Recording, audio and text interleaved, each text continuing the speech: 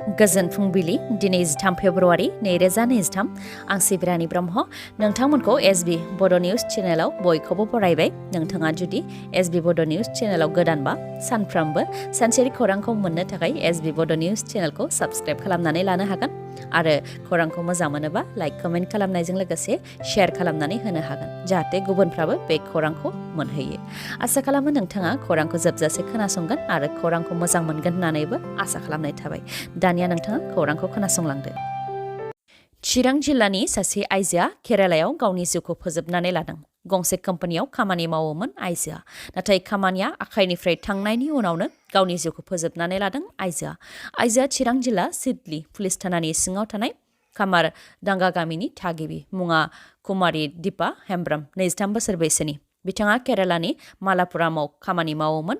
केराला पुलिसा फोरमायथिनाय बायदिब्ला कुमारी दीपा हेम्ब्रम बिथाङा गंसे कम्पानियाव खामानि मावोमोन, नाथाय माखासे सान सिगां बिथांनि खामानिया बिथांनि आखाइनिफ्राय थांबायमोन, जायनि थाखाय बिथाङा गावनि लोगोनि भारा लानाय खथायाव लोगोजोंनो थाफादोंमोन। नाथाय हरखाबै मोनाबिलि 7:35 रिंगायाव गोदोनायाव दौलें फाननानै बिथाङा गावनि जिउखौ फोजोबनानै लादों।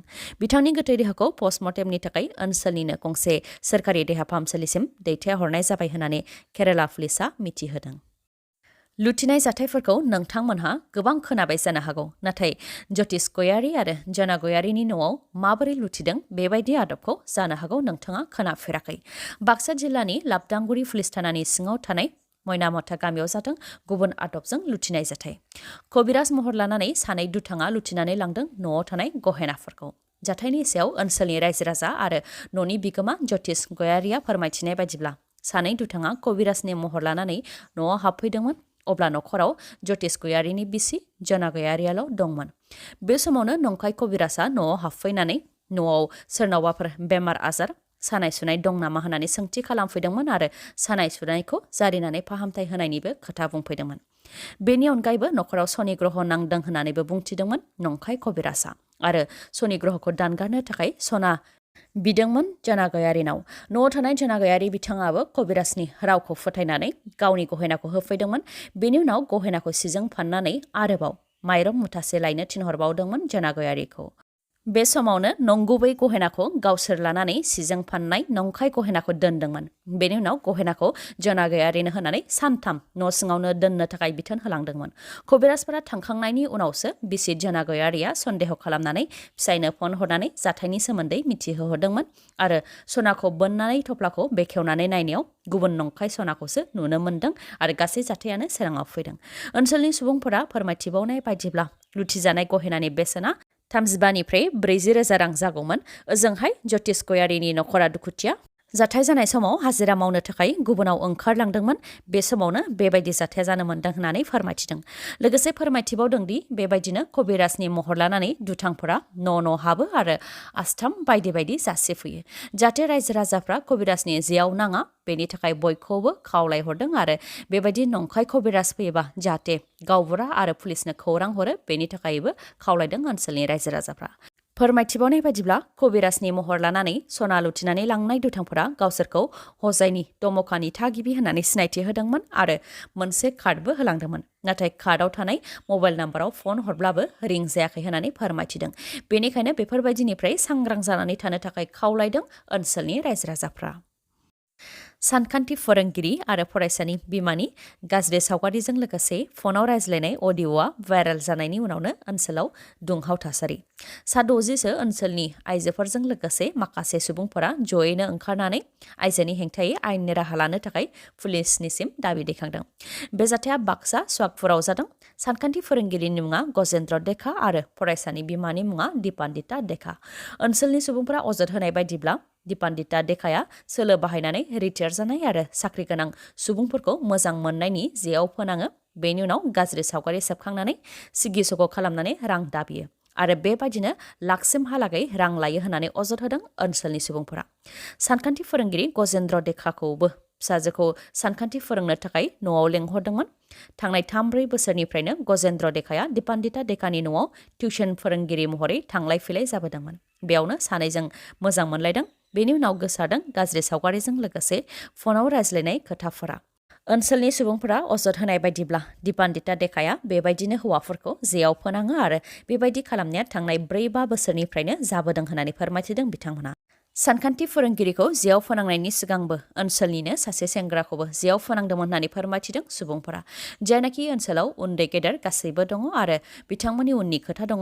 बेनिखायनो जाहाथे बेफोरबायदि जाथाया जाबावा बेनिखायनो दिपान्दिता देखानि हेंथायै सा 60 आइजोफोरा साइन होनानै सुवागपुर पुलिस थानायाव केस होदों। बिटिआरआव खनले लुथिनाय जाथाय। चिरां जिल्ला आरो बाक्सा जिल्लायाव लुथिनाय जाथाय जानायनि अनगायैबो उदालगुरि जिल्लायावबो लुथिनाय जाथाय। उदालगुरि जिल्लानि खैराबारि पुलिस थानानि सिङाव थानाय खैराबारि निस्लामारि रडआव जादों लुथिनाय जाथाया। इउक' बेंकनि CSB एजेन्ट बिप्लब देबनाथ बिथांनिफ्राय लुथिदों नोगोद 1,70,000 रां। बे जाथाया मोनानि 8:30 रिंगासो समाव जादों। इउक' बेंकनि CSB एजेन्ट बिप्लब देबनाथ बिथाङा फोरमायथिनाय बायदिब्ला 1,30,000 रांखौ बिथाङा पस्ट अफिसनिफ्राय लानानै फैदोंमोन आरो 40,000 रांखौ बिथाङा गलानिफ्राय लानानै फैदोंमोन।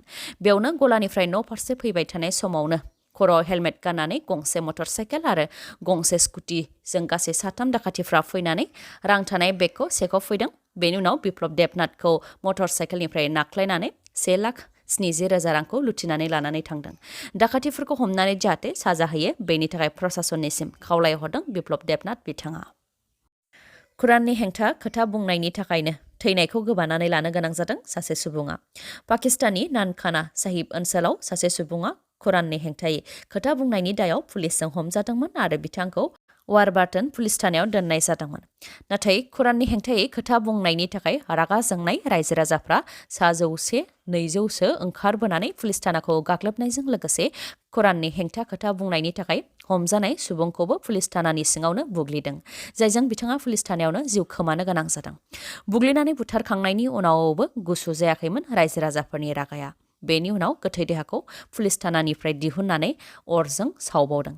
जाय जाथाया समाज बिजोङाव गोबां गोसारदों। बे जाथायनि सायाव थासारिखौ सामलायनो हायैनि दायाव पाकिस्तानी पान्जाबनि IGP उजान आनवार बिथाङा पुलिस थानानि सिनियर अफिसारफोरखौ सासपेन्ड खालामबाय। बेनि अनगायैबो प्रभिन्सियेल एडमिनिस्ट्रेशनाबो जाथायनि सायाव रिपर्ट जमा होनो थाखाय बिथोन होबाय।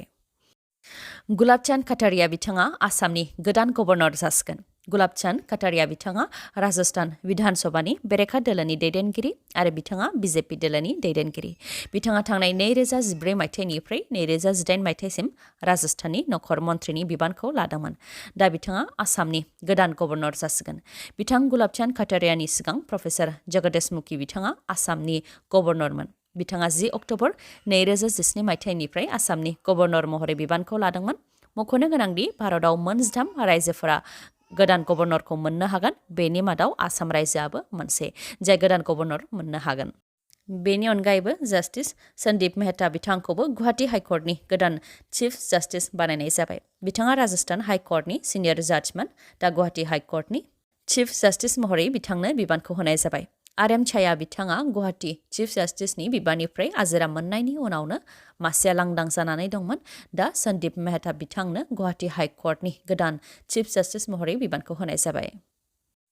तुर्की आरो सिरियायाव गोख्रों बांग्रिं मावनाय जाथाय जानायनि उनाव आसामावबो मैया बांग्रिं मावदों। मोनाबिलि 4:18 रिंगायाव बांग्रिंआ मावदों।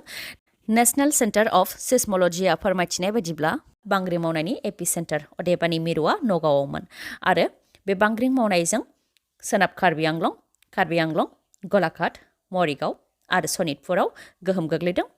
रिपर्टनि बायदिब्ला 4 मेगनिटिउडनि बांग्रिं मावनायजों आसामाव जेनिबो खहा जानायनि खौरां मोननाय जायाखै। मख'नो गोनांदि तुर्की आरो सिरियायावबो बांग्रिं मावनायजों थैनायनि सुबुं अनजिमाया बांगासिनो दङ। दासिम 34,000नि गोबांसिम सौहैबाय। बेनि मादाव तुर्कीयाव 29,605 आरो सिरियायाव 4,500। रिपर्टनि बायदिब्ला तुर्की आरो सिरियायाव गोख्रों बांग्रिं मावनायजों थैनायनि सुबुं अनजिमाया 50,000सिम सौहैनो हागौ। मैदेरनि गाग्लोबनायजों इन्डियान आर्मिनि सासे जवाननि जिउ खहा। आमचां वाइल्ड लाइफ सेन्चुरिनिफ्राय मैदेरा ओंखारबोनानै गुवाहाटीनि नारेंगी केन्टनमेन्टआव गाग्लोबफैदों। जायजों इन्डियान आर्मिनि जवाना गोब्राबै जोखोम जादोंमोन। बिथांखौ फाहामथायनि थाखाय उनाव गुवाहाटीनि बशिष्ठआव थानाय आर्मि बेस हस्पिटालाव लांनाय जादोंमोन। नाथाय बिथांखौ रैखा खालामनो हानाय जायाखै। मैदेरनि गाग्लोबनायजों जिउ गोमानाय इन्डियान आर्मिनि जवाननि मुङा खामलियंखाप बिथाङा डिमापुरनि थागिबि। रिपर्टनि बायदिब्ला सिगांनि समनिफ्रायनो आमचां वाइल्ड लाइफ सेंचुरीनिफ्राय मैदेरा ओंखारबोनानै नारेंगेनि केन्टनमेन्टआव गाग्लोबफैयो। दिनैनि भिडिअ'आ एसेनोसै। गाबोन आरो गोदान भिडिअ'जों लोगो मोनफिनबावगोन। नोंथाङा दासिमबो आंनि चेनेलखौ साबस्क्राइब खालामाखैबा अन्नानै साबस्क्राइब खालामदो, लोगोसे लाइक, कमेन्ट आरो शेयार खालामनो दाबाव। गोजोन्थों।